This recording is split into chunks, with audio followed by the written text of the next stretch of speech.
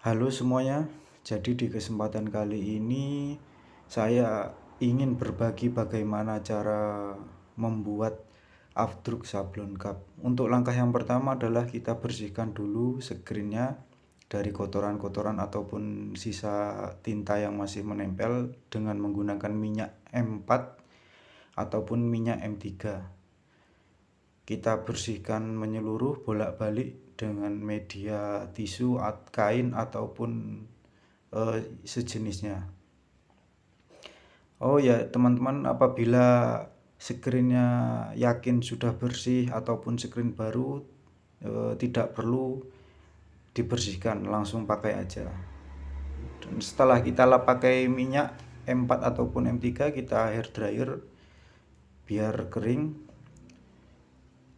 Ya, seperti bisa kita lihat sudah kering. Dan untuk selanjutnya kita membuat afdruk filmnya atau afdruk sablon cup.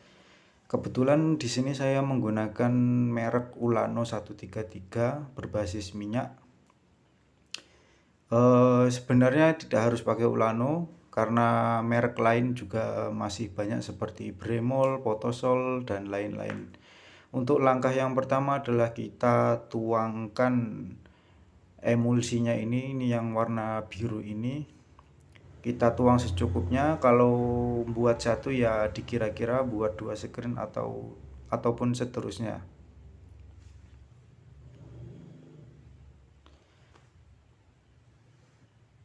Ya, kita bisa lihat. Dan untuk takarannya itu kalau orang lain ataupun di beberapa kasus langsung memasukkan kuning-kuning itu ke dalam botol ataupun wadah emulsi itu tadi yang biru-biru. Jadi langsung tinggal pakai. Tapi kalau saya di sini saya lebih menggunakan ketika dibutuhkan. Kalau menurut saya sih supaya lebih fresh aja.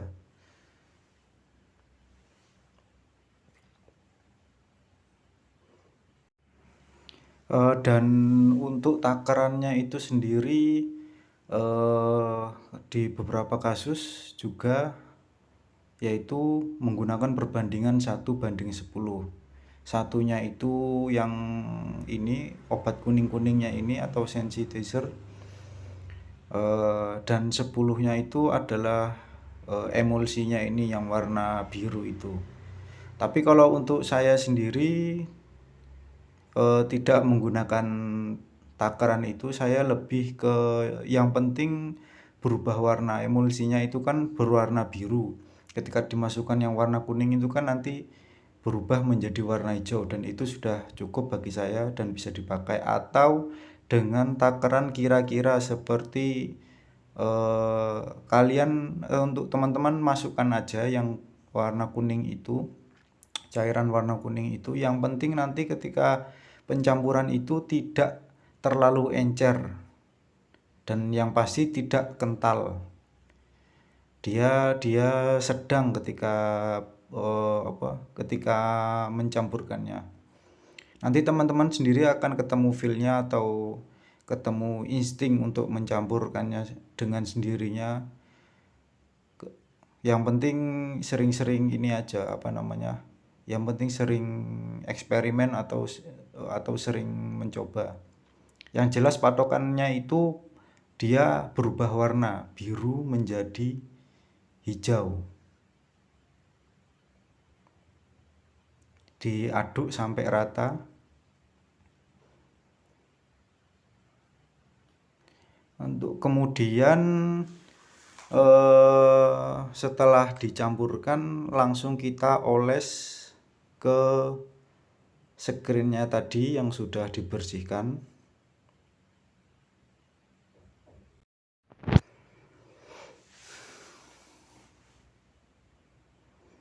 Kita taruh di posisi bawah secukupnya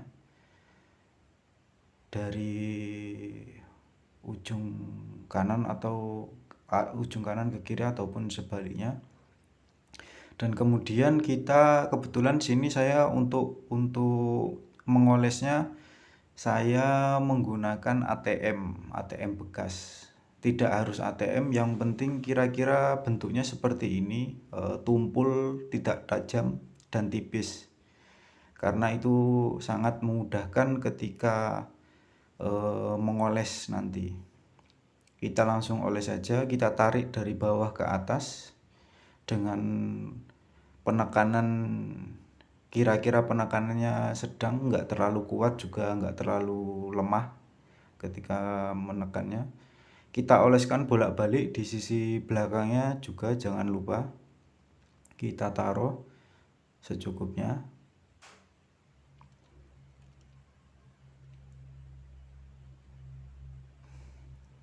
Sama seperti hal yang di depan tadi, kita tarik dari bawah ke atas.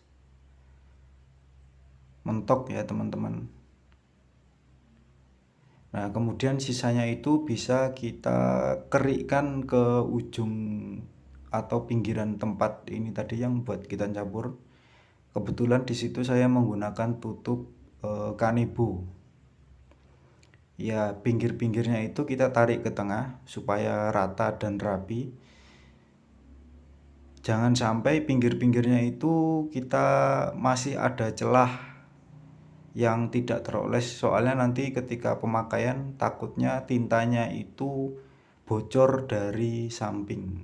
Jadi samping juga, pinggir-pinggir itu juga sangat penting kita kerik lagi atau kita oles lagi sampai dia tidak tebal ataupun tipis, rata gitu. Yang penting rata sih sebenarnya. Kemudian di sisi selanjutnya kita oles lagi, kita tarik seperti mengerik, tapi jangan terlalu nekan banget, sedang saja, kira-kira lah. Nah, yang penting rata. Kita taruh lagi sisanya, dan sisanya ini masih bisa kita gunakan untuk pembuatan screen selanjutnya ya teman-teman.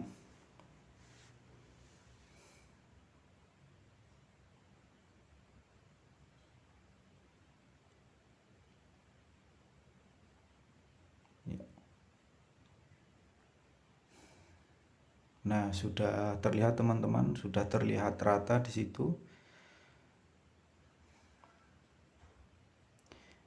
Kalau sudah rata, kemudian kita keringkan menggunakan hair dryer. Tidak harus hair dryer, bisa kipas angin atau apapun. Tapi kalau teman-teman pingin lebih cepat, bisa menggunakan hot gun, karena dia lebih panas. Kita keringkan bolak-balik ya teman-teman, kering rata sampai benar-benar kering sebelum proses penyinaran nanti.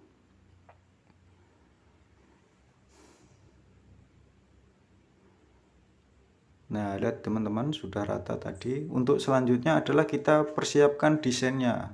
Di sini kebetulan saya menggunakan kertas kalkir. Kertas kalkir itu adalah kertas yang memang sudah transparan. Bisa kita lihat sisi belakangnya juga transparan itu. Dan kalau teman-teman di rumahnya tidak ada kertas kalkir ataupun di tempatnya tidak mempunyai kertas kalkir, bisa menggunakan kertas HVS biasa, di print. Kemudian untuk cara supaya kertas itu transparan adalah kita oleskan dengan minyak goreng. Di sini saya menggunakan minyak goreng. Kenapa saya lebih suka menggunakan minyak goreng daripada solar? Karena ketika menggunakan minyak goreng itu, kertasnya itu masih transparan untuk seterusnya. Jadi untuk ketika ada orderan dan kemudian kebetulan desainnya sama, tidak perlu mengoleskan minyak lagi, jadi langsung dipakai gitu. Kita oleskan rata. Setelah nanti rata, bisa dikeringkan menggunakan dilap pakai tisu biasa ataupun hair dryer. Untuk pengolesannya di sisi belakangnya aja ya teman-teman, soalnya kita hanya membutuhkan supaya itu kertasnya transparan. Jadi tinta print-printan yang di sisi luar itu tembus pandang atau transparan ke area belakang kertas, karena itu akan disinari dari bawah. Kita oles rata.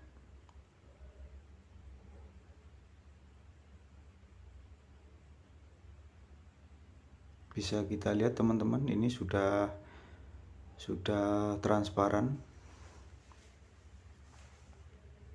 Dan untuk selanjutnya desainnya kita taruh di atas lampu. Desainnya kita taruh di atas lampu, kemudian screennya itu kita taruh di atas desainnya, pada bagian pinggir.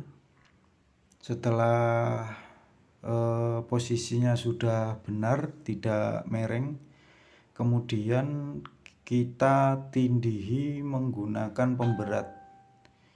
Nah, sebelum kita tindih pemberat, saya itu biasanya saya lapisi menggunakan spons berwarna hitam atau apapun. Bisa lihat teman-teman, itu ada triplek. Saya gabungkan dengan spons berwarna hitam. Kemudian kita kasih pemberat di atasnya. Saya menggunakan ini bata, cor-coran bata itu, apa lupa namanya, jenis paping ataupun bata itu. Dan untuk menitnya di sini saya menggunakan, kalau menggunakan 4 lampu neon panjang itu biasanya waktunya kira-kira 6-7 menit. Nanti teman-teman di rumah bisa mengira-ngirakan sendiri untuk lampunya. Yang penting patokannya adalah kalau disemprot, nanti ketika penyemprotan gampang sekali ambrol desainnya, atau ketika disemprot itu rusak, berarti itu kurang lama penyinarannya. Kalau di sini saya cukup 6 menit saja. Saya menggunakan 4 lampu. Yang lampu satunya ada di paling pojok bawah sini, Oh ya, kalau misalnya ketika penyemprotan nanti terlalu keras, berarti itu terlalu lama ketika penyinarannya. Jadi penyinarannya itu patokannya kalau terlalu lama itu keras ketika menyemprot, dan kalau ketika disemprot itu desainnya gampang rusak ataupun gampang ambrol ketika disemprot, berarti penyinarannya itu kurang lama. Jadi nanti bisa di tengah-tengah. Semakin banyak lampunya ini, maka akan semakin cepat untuk penyinarannya. Kalau saran saya sih lebih banyak dikasih lampu yang banyak supaya cepat, jadi nggak perlu nunggu lama sampai 6 menit kayak gitu. Nah, setelah penyinaran maka kita menuju ke tahap penyemprotan. Langkah yang pertama adalah kita basahi dulu bolak-balik. Kemudian kita genangkan air di bagian dalamnya, kemudian kita goyang-goyangkan supaya tidak terlalu keras ketika penyemprotan. Biarkan dia membentuk desainnya, nanti ketika digoyang-goyangkan nanti airnya akan turun pada area desainnya itu. Nah, dan setelah itu kita buang airnya, kemudian kita semprot. Kita untuk penyemprotannya itu pada area desain ya teman-teman, nggak usah terlalu kenceng, sedang saja. Dan di sini saya menggunakan semprotan spray yang biasa dipakai sama tukang laundry. Saya nggak menggunakan semprotan burung itu ya yang biasanya dijual-jual, soalnya kalau semprotan spray itu saya lebih suka karena dia lebih lembut. Bulir-bulir airnya yang keluar itu lebih kecil dan lebih lembut. Jadi untuk desainnya nanti lebih aman gitu. Tapi bisa juga sih sebenarnya pakai semprotan burung itu. Kita semprot sampai membentuk desainnya, sampai bersih ya teman-teman.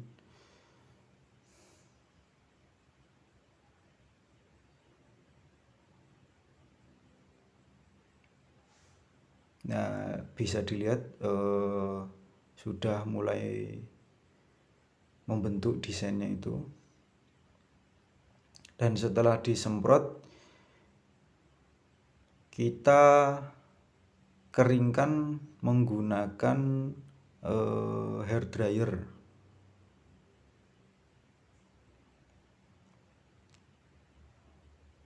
Nah, setelah penyemprotan tadi, nah ya kita keringkan menggunakan hair dryer.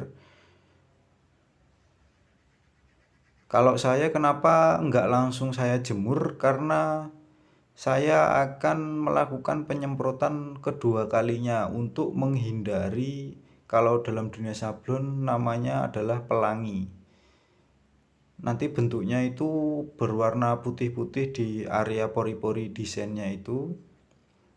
Jadi saya keringkan pada area desainnya dulu, bolak-balik.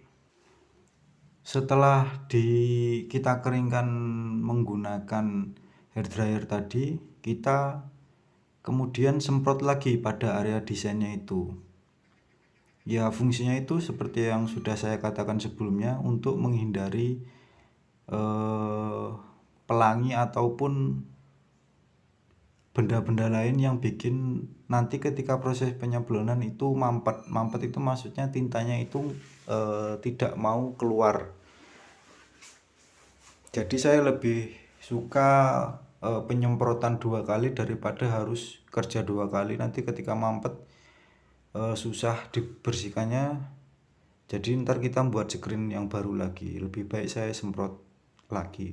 Kemudian kita setelah penyemprotan tadi langsung kita jemur di bawah terik matahari. Bisa dilihat teman-teman. Untuk waktu lama penyinarannya, kalau saya itu biasanya kalau misalnya untuk penyablonan cup 500 pieces cukup setengah jam langsung bisa dipakai. Dan untuk 1000 orderan, 1000 cup ataupun lebih dari 1000 cup, penyinarannya itu ketika di bawah sinar matahari yang panas cukup 1 jam ataupun 1 jam lebih. Itu udah bisa buat nyablon ribuan cup.